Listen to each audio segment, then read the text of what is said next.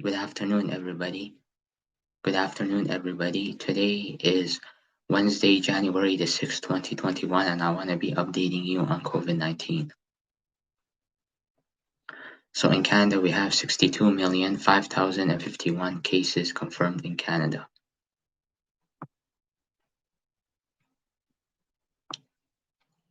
Alberta has 10,006,378 cases, 1,168 deaths. British Columbia has 54,629 cases, 954 deaths. Manitoba has 25,541 cases, 705 deaths. New Brunswick has 693 cases, 9 deaths. Newfoundland and Labrador has 391 cases, 4 deaths. Nova Scotia has 1,520 cases, 65 deaths. Ontario has 20,006,206 cases, 4,767 deaths total. Prince Edward Island has 101 cases, 0 deaths. Quebec has 21,007,999 cases, 8,488 deaths. Saskatchewan has 16,804 cases, 174 deaths. Northwest Territories has 24 cases, 0 deaths. Nunavut has 266 cases, 1 death, and Yukon has 65 cases and 1 death total. So these are the cases that we have across Canada. Across Canada, and that's the cases that is going on um, in the provinces and the territories.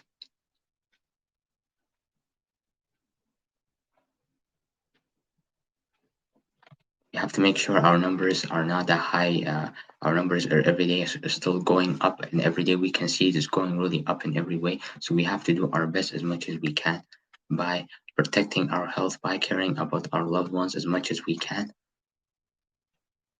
and making sure that we stay healthy in every way, because it's really important that we have to do all we can to follow the health guidelines and to follow the health rules as much as we can. And I encourage everybody, please, to do that and think about what I'm talking about, because what I'm talking about is a serious thing. I'm not just saying anything.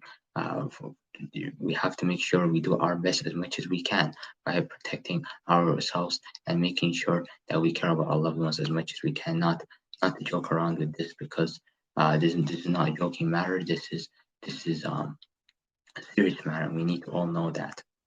So um, in the meantime, like I said, these cases are going to continue going to be going up, but we have to do our part at the end of the day. That's what we need to do as much as we can, and not joke around with this at all.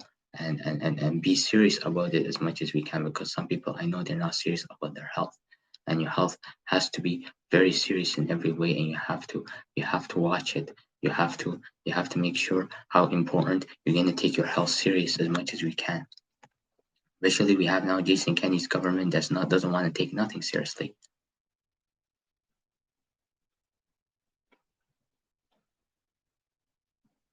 It does not matter. We're gonna have to continue doing this process as much as we can and making sure that we follow the health rules. Although we have a provincial government that does not want to follow the health rules, we have a provincial government that does not want to follow health guidelines and following what's right. But we need to do what's right at the end of the day, and that's what's really important for you guys to understand, and for everybody to understand how important it is to follow the health rules and to follow health guidelines. So today I'm going to be going a little bit more on provincial politics. Maybe we're going to go even beyond that, but we're going to be talking about today provincial politics, and we're going to see um,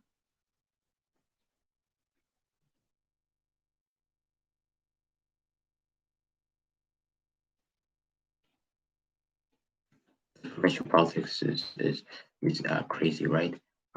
It's very important that we take this government as much as we can seriously. This government doesn't want to take nothing seriously, right? So we're gonna be talking about a little bit of our provincial government and how corrupted this government is in every way. We can see it. It does not give chances to people. It did a lot of damage during the year of 2020, especially the year of the pandemic. We saw this government did a lot of damage to people. It damaged people's lives. People were sad. They were devastating, but we saw that, and it was really sad to see that happening. And again, it's not really a joking matter, but it's really sad to see this is happening, especially in our provinces and our country, how things are going. Things are really bad in Alberta, but we have to know that uh, until we have another 2 years of this government, things are not going to be changing, right? So I'm going to be reading a little bit of Jason Kenney's stuff. So some advice to Kenney, next chief of staff. So welcome to the most exploratory, exciting, and exhausting job in politics. As the top political staffer, you may have an enormous opportunity to leave the province a better place than you found it, and give the circumstances of your arrival that might actually be easier than you think. A government under fire is an enormous opportunity, though not without great risk. There's no magic to being a successful chief of staff. You either have it or you do not, and no one really knows what it really is. But this I do know: your role is one of the political management, and there is a magic for that, namely, either you cannot the agenda or the agenda will not control you. Effective immediately, the government should announce that any caucus member or senior staff who leaves the province unless on official government duty will be out of caucus or out of job, period. This should last until some target numbers of Albertans are vaccinated. Certainly, more than 50% considered getting all caucus members to sign a stay at home pledge. You need to do this because the action of a few of have lowered the bar. You now need to start by raising the bar for yourself. Will beyond what you expect from others. Go beyond what is necessary as a sign of humility and concentration. And if you do not think humility and concentration are needed, go sit in a bunch of swing voter focus group. Going forward, keep one foot and one arm and one ear outside of the dome. As they say, as myself, political boss once said, too many politicians spend too much time in their consequence office and not enough time in their constitutes. All public communication on public health measures needs to be as much as possible. The Premier and ministers should play a supporting role, not a leading role. In public communication, again, the public needs to hear more from health professionals and less from politicians. You can regain public confidence if it is clear you are listening to the people the public trusts, which right now is not you. I'm big fan of ideology in political, but there is a time to tone that back and give respect professional their duty. This is a pathway to rebuild confidence that you are doing things in the public interest and not as they saw demonstrated over Christmas in your own. The various travel infrastructure and in particular at the initial of those infrastructures by the Premier and members of your government has left the public confused about what they are and are not allowed to do, to say nothing of what they are and are not recommended to do. Over the above, the guidelines for your own caucus and senior staff, you need to communicate clearly what is required and what is recommended when it comes to travel by the public. You might consider mayors from Alberta major cities plus a representative sample of mayors from similar cities to re-communicate these directions. You've lost credibility and can use some of their plus in their interest as well as yours to ensure the public doesn't use your government recent reaction as an excuse to go lax on the rules. Most government in trouble look for a channel change. Some even manufacture one. You are very fortunate as you have one sitting on your doorstep vaccination. If your government does a stellar job of vaccinating Albertans, all may not be forgiven, but much will be forgotten. You need to gain control and keep control of vaccination rollout. That should be your single-minded. You can regain the you can regain and providing good government if you can demonstrate leadership and on vaccination. The Premier needs to give his full and daily attention to overseeing the vaccine rollout. Every resources of the government that can be reasonable to turn into this activity should be every dollar that can reasonably be spent on this activity should be. I assume you will arrive with this in place, but if not, get in place and fast. I would block off 1 or 2 hours every single day for the Premier to give this per- personal attention. Nothing else the government is doing or will be doing is more important than this.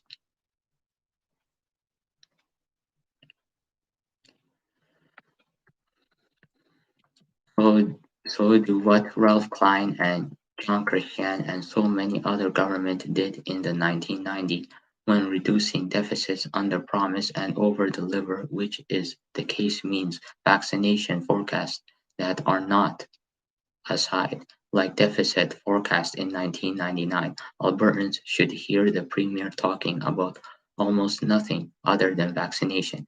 Any other issues the government needs to communicate should be uh, to the ministers or put off to some future date.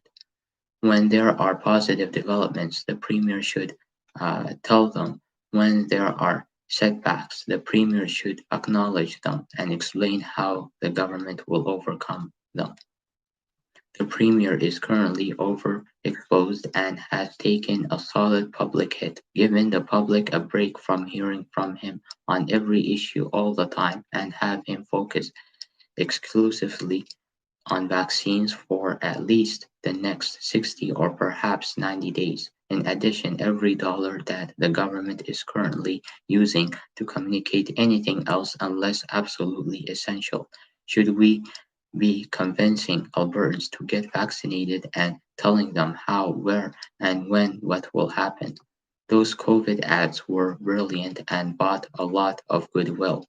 Triple, quadruple the creative ad spend on new vaccine ads flooded traditional and social media. Vaccination are your golden ticket. They are the province ticket out of the pandemic wilderness and your ticket out of political wilderness. You are the top political advisor to the Premier of Alberta and the leader of the UCP party, so on to some politics. Albertans look look to be entering a phase where two political parties, Kenny with a united right and Notley with a united left contest for power. This is the case in other three western provinces, and into arriving here. The UCP dominates rural Alberta and the NDP dominates Edmonton. That leaves Calgary as the battleground. Getting your collation right, regional and demonstrable, will require serious work by the excellence I know you have access to.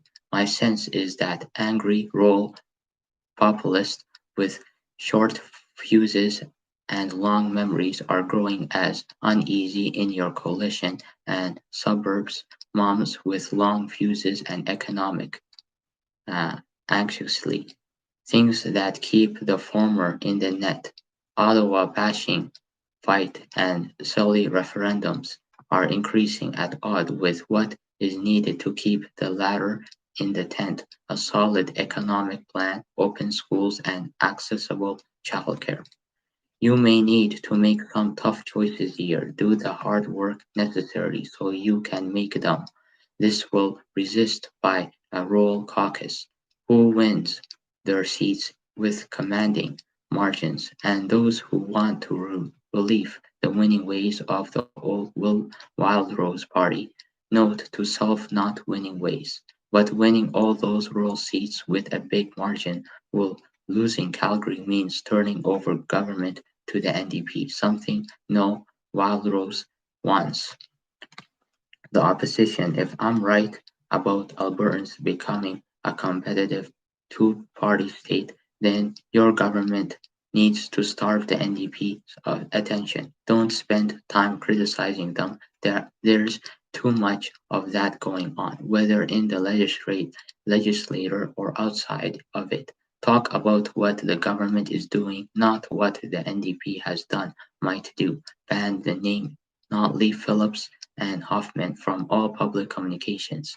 As the brilliant Canadian journal Paul Wells has noted, political parties get the role they campaign for. Talking too much about your political opponents makes it sound like you are um, additionally for the role of opposition, not the role of a government. Or to put it more starkly, if your popularity is waning, the last thing you should do is regularly remind the public whose the alternative is. Someday, hopefully soon, Alberta will get beyond this pandemic. When that day comes, the government will need an agenda to take the province forward. Albertans will want to know what you stand for, not what you're against for. They will want to know what you will do, not what you will undo. They will want action, not reaction. I suspect you've got 3 months top to develop that agenda and make of the groundwork has been done by your government in the past couple of years. Now you just need to put it together and tie a big bow around it. And remember, no matter how it ends, this will be the most exciting and exhausting job you will ever have. So that's what the article I read of Jason Kenney, and that's one of the journalists that they saying like don't just focus on opposition, focus on other things that really matters to Albertans, right? You don't go just because Jason Kenney now is pointing at the NDP all the time and criticize them what they do in the past, and he doesn't have no plan and he didn't accomplish anything. And at the end of the day, the NDP is the one that did much of the plan and they did much of the work and they did something, and we can see that. But what did this guy accomplish in the 4 years? He didn't accomplish nothing. He just wasted time. He killed time. 2 years, nothing was accomplished by this government. We saw this government, nothing was accomplished. Nothing was working for him, and he damaged his future at the end of the day because he should have thought about doing something better for his future rather than just wasting his time and not doing anything that really matters. So that's what Jason Kenney's government pretty much did, and allowing 5 ministers to go travel in the time of pandemic, I see that's really crazy. He's supposed to think smart about it, not think stupid about that. And he did not think the right thing when he did that. He's supposed to know what I need to do right and what I need to do wrong, and that's supposed to be his plan. But obviously, we have a government that doesn't really care about the people and doesn't care about their future or anything. So we're going to be moving on now, talking about other stuff. Um,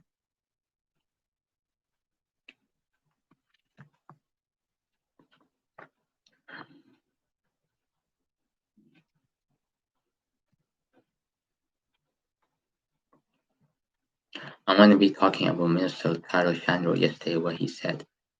So, so that's what Mr. Tyler Chandro said. Albertans have every right to feel angry and betrayed by the government officials who floated restrictions and travel out of the country over the holiday season, two cabinet ministers say.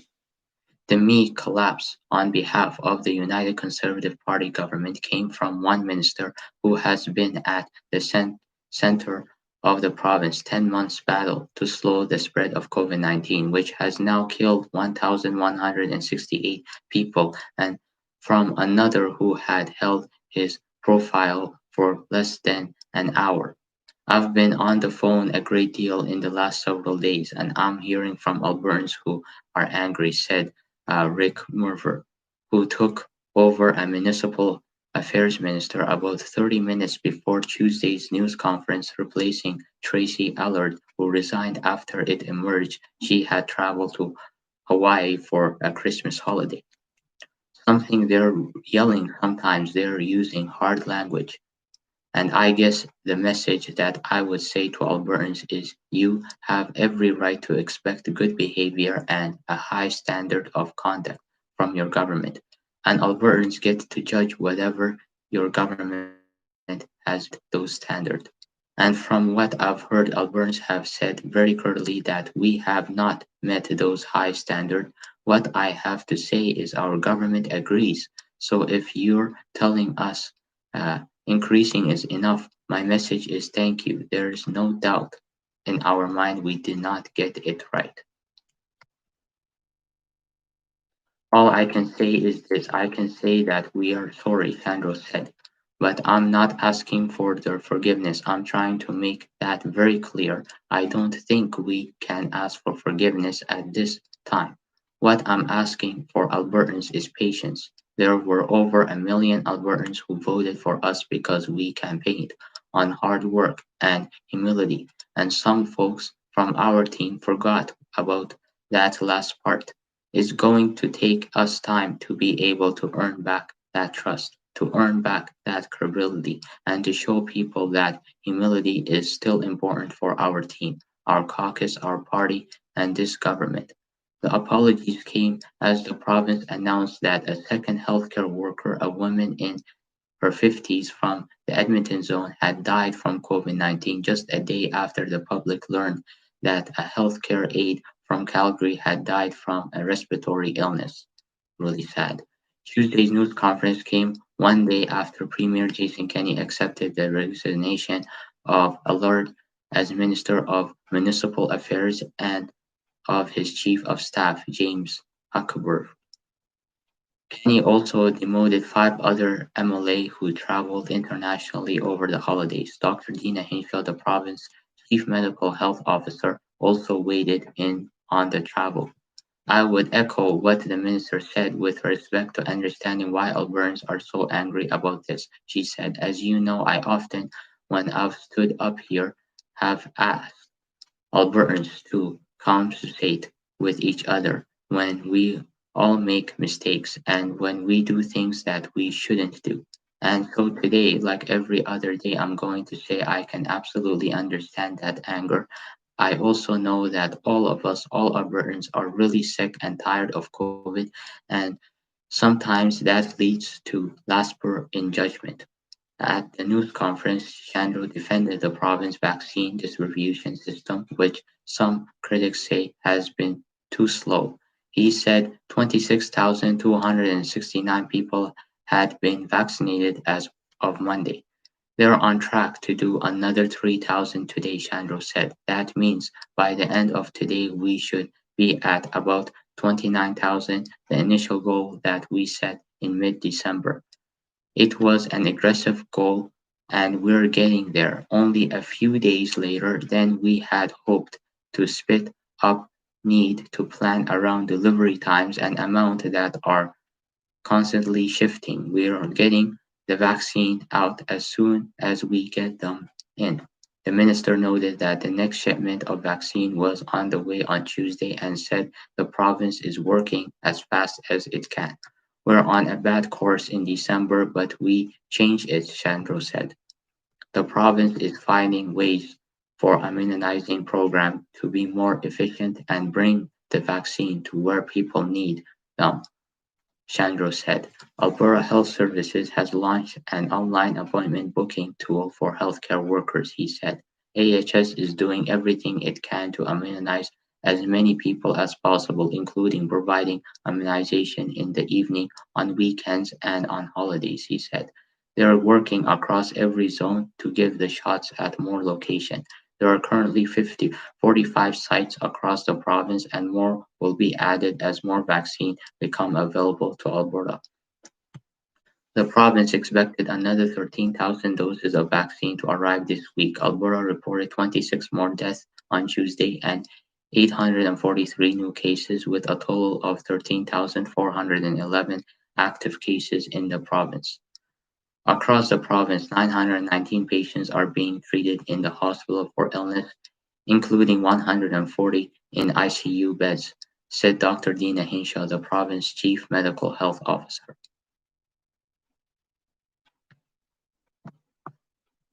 So that's what happened. That's what Andrew said. But again, apologies not doesn't matter. People need action, and this government 2 years now, I didn't see any action from this government at all, and they are just joking around with this. We move on now to other news. So three COVID-19 tests required for travelers using Calgary airports. So the combination of new federal travel rules and Calgary airport testing program means people taking advantage of that pilot project will now need three COVID-19 tests to arrive in Canada and exit quarantine earlier. Under the new federal rules, as of Thursday, anyone older than 5 entering Canada will be required to show proof of a negative test taken with 72 hours before the flight before being allowed to board the plane. This new rule operates independently but will have for air travelers participating in pilot programming that allows eligible international travels to take a COVID-19 test at one of the two borders crossing in Alberta, the Calgary International Airport and the Couchland border crossing. If travelers who for the pilot project test negative, they can leave quarantine as long as they remain in Alberta for the first 14 days and get a follow-up test a week later. The pilot project is a partnership between Alberta and the federal government. The Prime Minister's office confirmed that the federal rules won't alert or cancel the pilot program, but anyone wishing to take advantage or it will now require three COVID-19 tests to comply with the mandatory federal rules and voluntary airports projects, one before, one at the airport, and one a week later. If a traveler to skip the pilot program, they are required to take only the one mandatory test before arrival in Canada, but most complete the full 14-day quarantine legal required. New arrivals from the UK and the South Africa are now permitted to use the airport testing due to the COVID-19 conditions in those countries. Alberta has a good success with the border pilot so far. The federal rules about pre-departure testing do not replace the need to quarantine on arrival or undergo testing if an individual wishes to participate in the border pilot program. Participants are still required to undergo testing upon landing the receive as a negative test and then another one during day 6 to 7. Federal Health Minister Patty Hajdu says Calgary borders testing programs at the airport and the Couts land crossing are generated really helpful evidence to shape testing and quarantine protocols in Canada. As of mid-December, the province said more than 18,000 travelers had used the airport testing with at 1.48% positive rate on the first test. Federal Public Health Safety Minister Bill Blair says there will be an increased presence of border officers at Canada's four major international airports, including Calgary, to help community quarantine requirements and consult with travelers on the isolation plans. He said colleagues Foreign Affairs Minister Francois-Philippe Champagne acknowledged the new federal testing requirements for travel will be in involvement. The decision to implement the pre-boarding negative testing measures was not made lightly, he said. We strongly recommend to avoid all non-essential travel outside of Canada. So these are traveling that's going to be affecting Canada, and that's one of the most thing that one of the Canada thing that's going to happen. I'm going to be going to go back to Edmonton news and cover this news. So traumatic attack on two Black Muslim women promote family call for political action. The family of two Black Muslim women who were assaulted in a hate-motivated attack last month spoke publicly for the first time Wednesday aimed call for political leaders to take stronger action. White supremacist groups. The women, a mother and a daughter, were assaulted outside the Southgate Center earlier last month. Police say the first of the three reported hate-motivated incidents in the span of 8 days.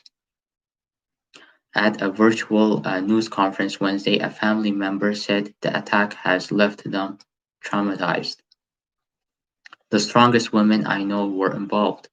For being Black Muslim women, the family member said, speaking for the fear of retribution. They shattered the illusion of our safety. They made us feel like strangers in the only place we have ever known. The woman said her mother and sister went to Southgate Mall on December 8th to pick up supplies before a slate of new COVID-19 public health orders came into effect in Alberta. The two women were sitting in a car in the parking lot when a man started to yell racial uh, racism. Police say witness told police the man punched the passenger side window, shattered the glass. The passenger ran from the vehicle, but the man pursued her, pushing her to the ground and assaulting her, police said. The other woman tried to help but was shoved to the ground before several bystanders intervened and stopped the attack. The attackers ripped off her mother's uh, uh, family member said, while he called the women the N-word and told them to go back to your country. My sister told me her attacker had so much hatred in her eyes. The family member said that not only did he wanted to kill them, but his physical aggression made her believe that he was going to kill them both. Police charged Richard Bradley Stevens, 41, with 2 counts of assault and 1 count of mischief. The family is calling on the police to lay out charges against a second man they say took a part in the attack. It was determined that there is no evidence to support laying charges against a second individual in the distributing incident, police spokesperson Cherry said in a statement. She said investigators reviewed available footage and interviewed witnesses, but asked anyone with a previously unreported information to contact police. None of the allegations have been proven in court. The two women have since struggled to negative the complex of victim service and support in Alberta, the family member said, meeting person after person who was equipped to deal with the hate crimes has been disheartening, she said. We hope the city law enforcement will do everything they can to bring both men to justice. The family member was joined on a video call by several Black and Muslim community organizations, including the National Council of Canadian Muslim and the Alberta Muslim Public Health Affairs Council. It is time that we go beyond. We cannot allow this kind of white supremacist violence to continue in Canada. The group is also calling for Alberta Premier Jason Kenney to join the NDP opposition leader Rachel Notley and the mayors of Edmonton and Calgary to establish a joint provincial municipal plan to stop street harassment and racist violence in Alberta. Last year, Edmonton police reported 64 hate-motivated crimes. Over the past 4 years, the number of hate-motivated crimes have been between a high of 68 in 2018 to a low of 56 in 2019, according to data provided by police. Police reported 3 hate-motivated attacks in the span of 8 days last month, beginning with the assault in the Southgate Center parking lot. A week later, police say a 23-year-old Black Muslim woman was assaulted at a nearby Southgate LRT station. The day after that, a Black man was attacked while walking near his home in Park Isle. Joseph Glad, 38, was charged with assault causing bodily harm following the Park Isle attack. Rennie Lador, 32, was charged with assault with a weapon after the attack at the LRT station. This is this is Canada, and the fact of white supremacist violence, or the group like the three percentage exist, mobilize, and operate unchecked by law enforcement is one of the shatter our national mythology of being a multicultural paradise, said Omar. How many times do members of the Canadian Black community, Canadian Jewish and Sikhs, or members of Indigenous communities have to endure such incident before we take a stand?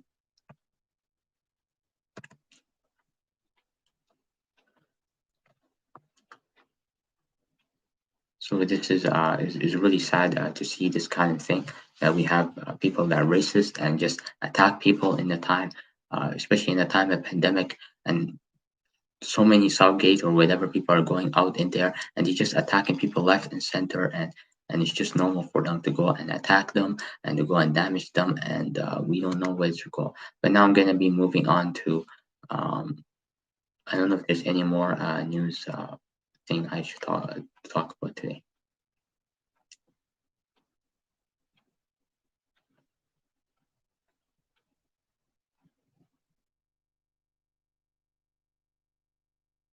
Yeah, there's another politician that travels today. I'm gonna read that one, and then I'm gonna be going, and then we will see what we will talk about. Uh, Mexico on personal travel. White and Platt are among multiple Canadian politicians who left the country over December in the face of government advisories against travel abroad because of COVID-19 pandemic. Applaud that the leader of the opposition in the Senate, Don Platt, traveled to a resort in Mexico when he breathed the Prime Minister for going to a close-by a cottage this summer. She said his party leader should remove his of his leadership role, exactly as it was done with members of parliament that don't follow the health recommendations. So this is again another person that decided to travel and decided to go abroad and travel. Let me see if there's any Edmonton news left.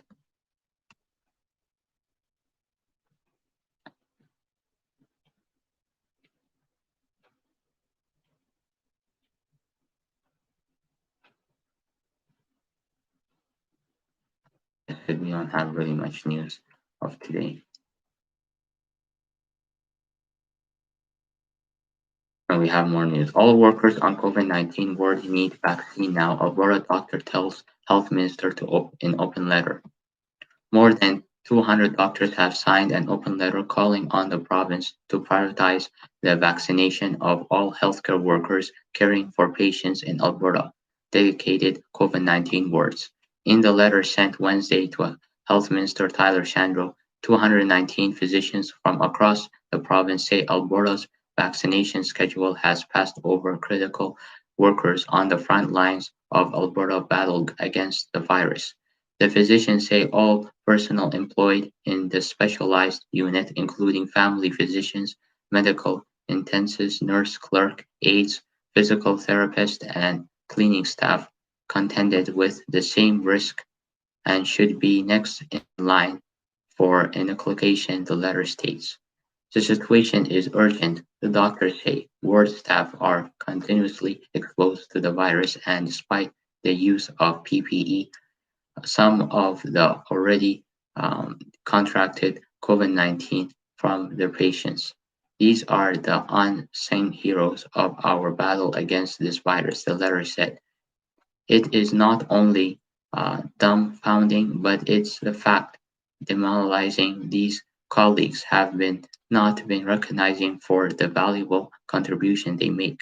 Chandro did not immediately respond to the request for comment, but an Alberta health spokesperson said Wednesday the current plan directs limited supplies of vaccine to where they are needed, most ensuring the protection of long-term care residents and the medical staff who serve them. Healthcare workers in COVID-19 units are eligible for immunizing during the phase of 1 billion of Albertans vaccine schedule slated to begin next month. During the same phase, immunization will be offered to workers in medical and surgical units or operating rooms to seniors 75 and older and people 65 and older living on First Nation reserves in Métis settlements. The government has passed over a large group of healthcare workers, professionals who are still continuously dealing with known COVID-19 patients and not simply the possibility of the same, reads the letter. Dedicated COVID-19 wards have been operating in Alberta in the province, providing care for patients diverting from intensive care units who rely on specialized treatments such as ventilations and must be carefully quarantined. The units are most often staffed by medical surgical nurses and internal medical medicine and family medicine physicians, many of whom have been redeployed from other areas to provide adequate staffing for patients battling the disease. We would ask that all professionals who are working in COVID-19 units to be given a priority for COVID-19 vaccination, much like our colleagues in ICU and emergency departments, the letter says. Our primary request is the nursing staff, unit clerks, and cleaning staff who work on the COVID-19 wards be given urgent prioritization and for vaccination. The ability to staff Albertans' COVID-19 work remains. The letter says it says staff are often sent home due to illnesses or possible exposures to the virus. Vaccinating all unit personnel immediately would ensure staff are protected and patients' care is maintained, the doctor says. The province received the first shipment of vaccine in mid-December. Healthcare workers in intensive care units, respiratory therapists, and staff in long-term care and designated supportive living faculties were first in line to receive it. This month, the vaccine is also being administered to residents of long-term care and designated supportive living faculties, home care workers, and healthcare workers in intensive care units and emergency departments. Alberta Health spokesperson Tom McMullen said the current roll-out plan is the best strategy given the limited supply of vaccine. The plan ensures Alberta's most at risk of severe outcomes are protected first, he said Wednesday. We absolutely recognize the important role that these healthcare workers play and thank them for the work they do every day, McClung said in an email statement. Right now, we're reviewing limited doses of the vaccine. We're starting to phase one with those who are vulnerable and healthcare workers who serve them. We also immunizing healthcare workers that care directly for these individuals or who work in areas where COVID-19 is most critically impacting our ability to deliver care. The province will start immunizing all other healthcare workers in medical, surgical, and COVID-19 units or operating rooms starting in February, providing enough vaccine arrives, he said. To start immunizing all these workers immediately, we would be forced to immediately stop immunizing residents and staff in long-term care and designated supportive living. As we get more vaccine, we will expand this approach and move to phase 1 billion as quickly as possible. The letter is the latest criticism of Alberta's vaccination program, which some critics have said has been too slow. The province vaccinated on average 1,248 people per day during the first 21 days of the campaign and failed to meet its goals to vaccinate 29,000 people by mid-December. The province would need to vaccinate more than 12,000 people per day to vaccinate every Albertan by the end of 2021.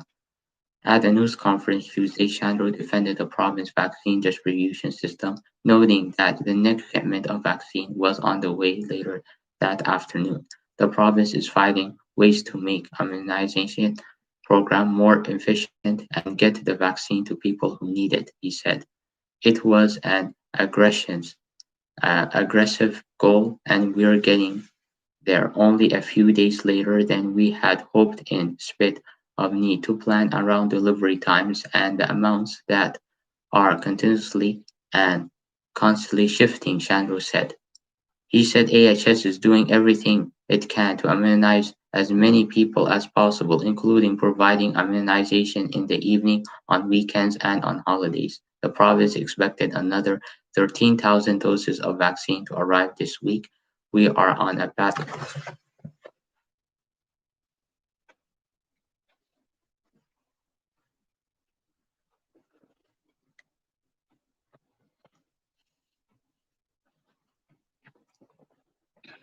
We are in a bad course.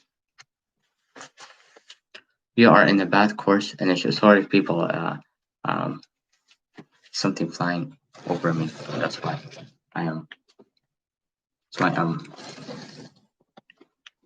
So that's what this whole message is about the COVID-19, and it's very important that people really follow the health rules as much as we can, and not joke around with the health rules and the health plan of the COVID-19 as much as we can.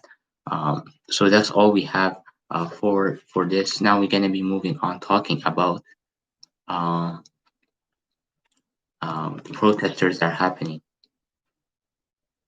So our prime minister responded now finally to the protesters that are protesting in the protesters that are protesting now in Washington. So I'm going to be going to Washington now, forwarding to Washington and talking about what's happening. So Trudeau says he is concerned by Washington D.C. violence hopes for calm. Trump post video restating fraud claims, telling supporters to go home.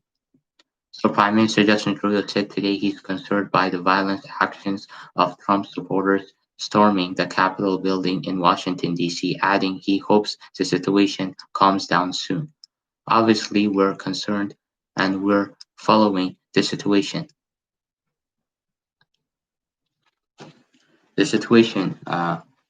Minute by minute as it unfolds, Trudeau said in a radio interview with the News 11:30 in Vancouver today.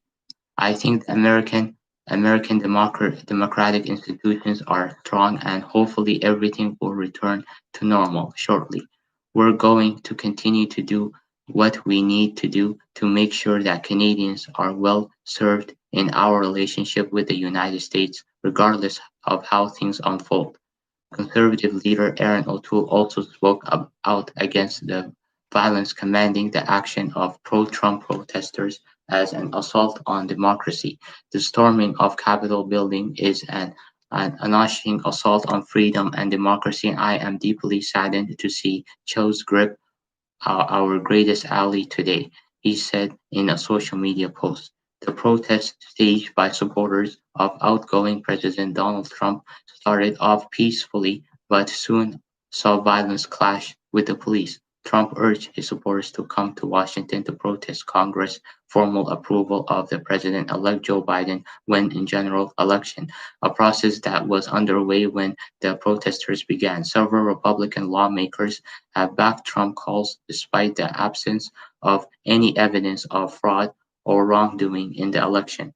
Both the U.S. Senate and the U.S. House Representatives erupted suspend proceeding as dozens of people breached security at the Capitol. Lawmakers inside the House chamber were told to put on gas masks to tear as gas was fired in rotunda. Image emerged of security officials holding some protesters at gunpoint, doors to the House chamber and guarding in from inside the pistol drawn.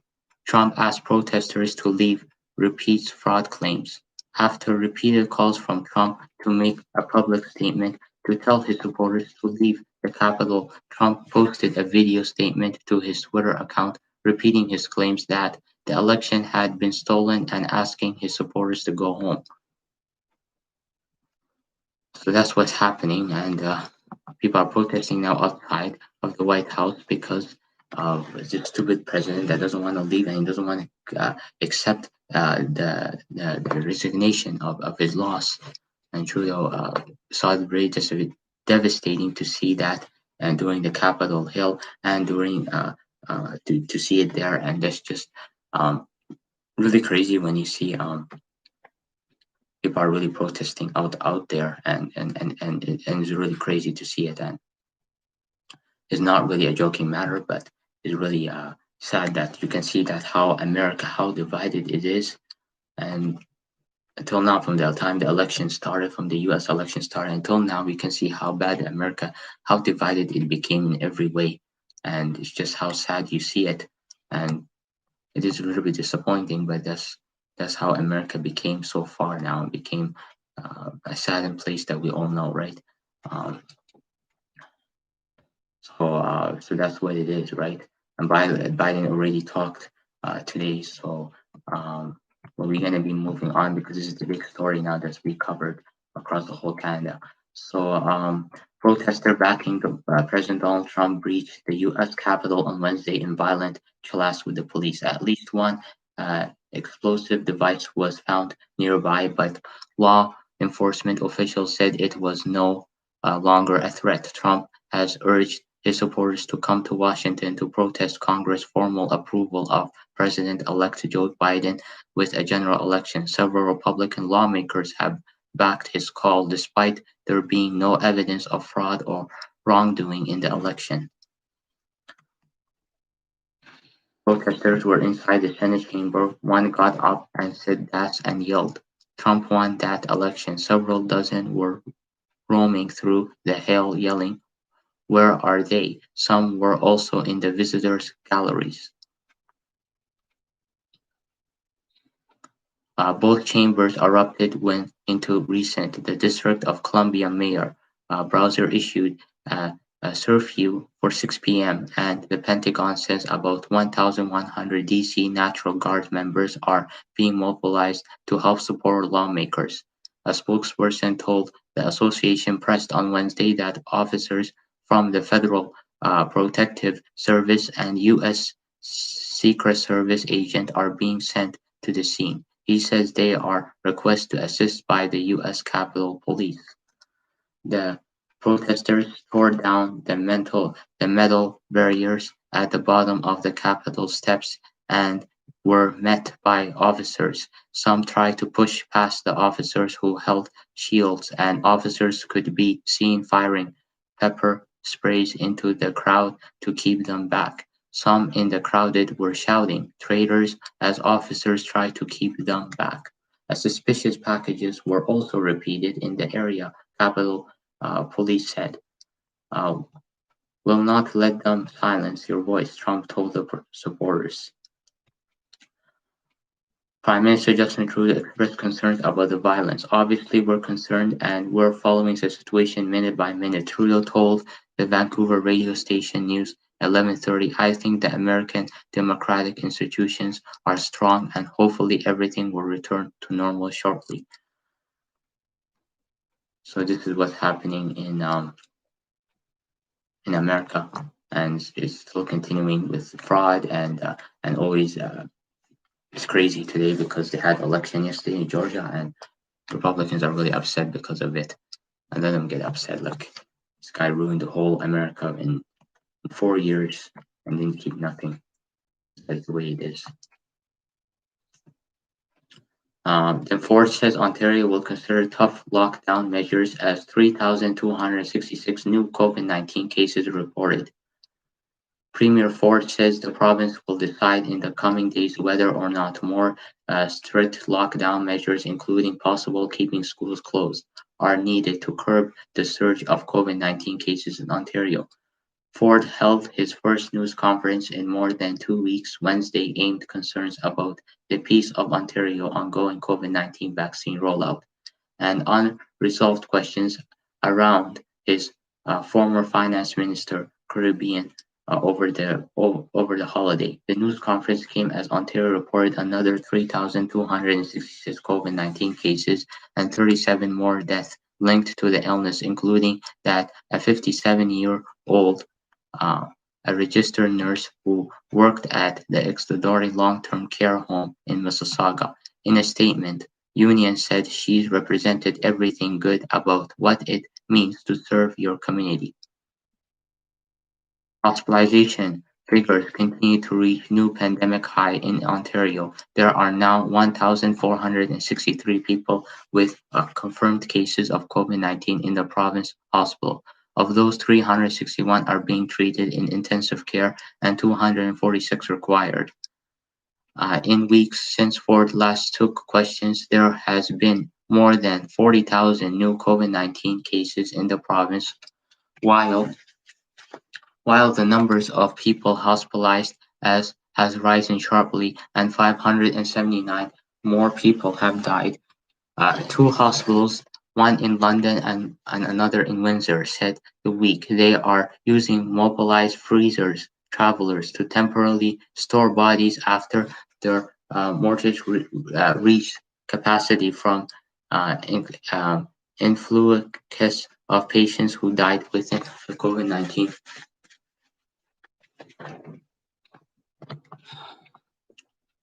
Sorry, people. Just I have things I don't know what is it. Hopefully, it will go away. Um,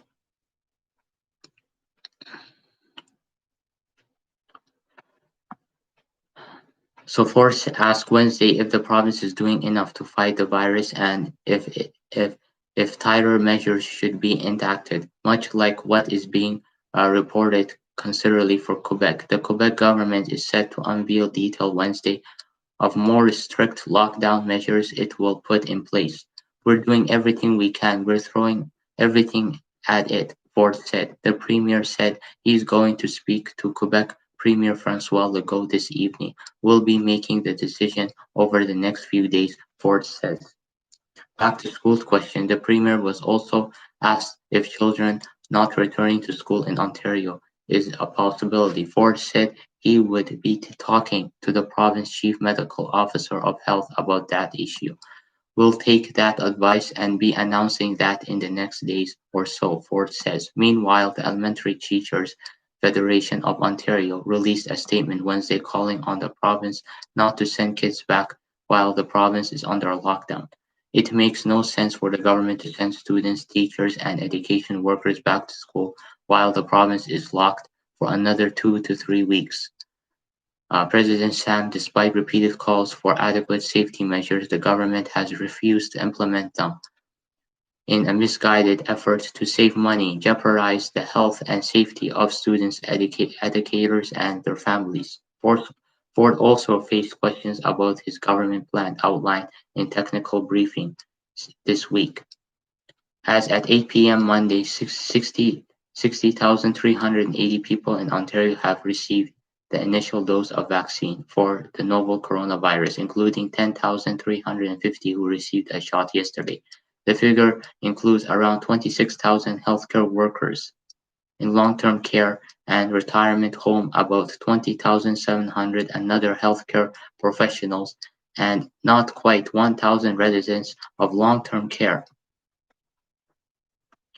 Ontario is currently lagging behind another province on per capita basis in getting